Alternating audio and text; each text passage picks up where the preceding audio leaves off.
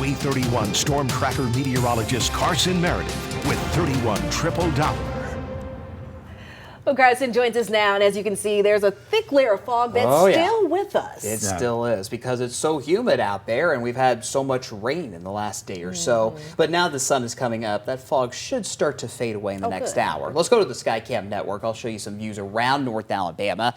Here in Huntsville, we've got some fog along 565. Nothing out of the ordinary, though. I'll tell you what, the fog was at its worst in Decatur about an hour ago, but we have had some quick improvement in Morgan County. Still a good bit of fog in Marshall County and northwest Alabama too.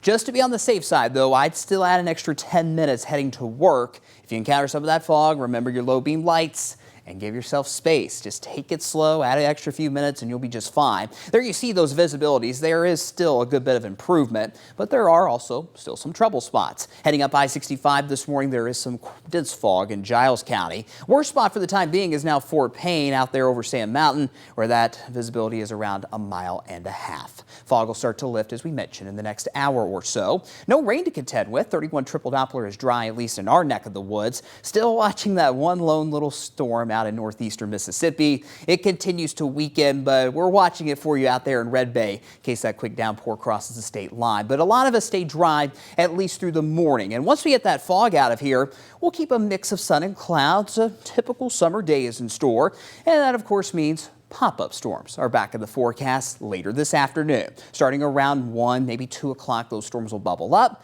And as the sun goes down, we lose that heat of the day, and those storms will quickly fade away. Not expecting severe weather today, but I want you to be on the lookout for lightning, especially if you'll be by the pool. Temperature-wise, it's pretty typical for mid-June. Your forecast high is 86. Definitely want to get out to the pool earlier in the day, but if you'll be out this afternoon, just keep an eye to the skies for those dark clouds and those rumbles of thunder too. Here's future radar, 2 o'clock this afternoon. Pop-ups firing in random places. Not expecting severe weather, at least in our neck of the woods today. That severe threat will stay once again mainly to the south, where we've had several more waves of severe storms through the night and this morning. We'll keep those pop-up storms around North Alabama by 6 o'clock tonight. We'll see those storms begin to fizzle out. It's all quiet overnight tonight. We will have some clouds filtering in tomorrow morning. That may help limit our fog this time tomorrow, but we'll likely be tracking a few trouble spots with that dense fog this time Friday morning as well. And we're a little drier throughout the day tomorrow,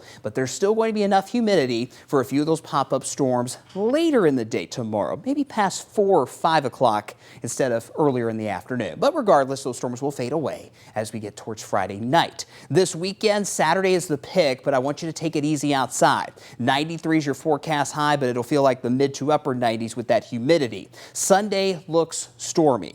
A washout possibly for Father's Day. If you got any outside plans Sunday, just go ahead and move them inside. Not only with the heavy rain potential, but also the threat for severe weather still on the table Sunday afternoon and Sunday evening here in North Alabama and for areas to our west. Damaging winds and large hail will be the threats to watch Sunday afternoon and Sunday evening. Make sure you stay with us throughout the weekend as we continue to get those details on exactly when those storms will roll through. 10-day forecast is about as classic as it gets this time of year, with highs in the upper 80s to low 90s and those daily chances for pop-up storms.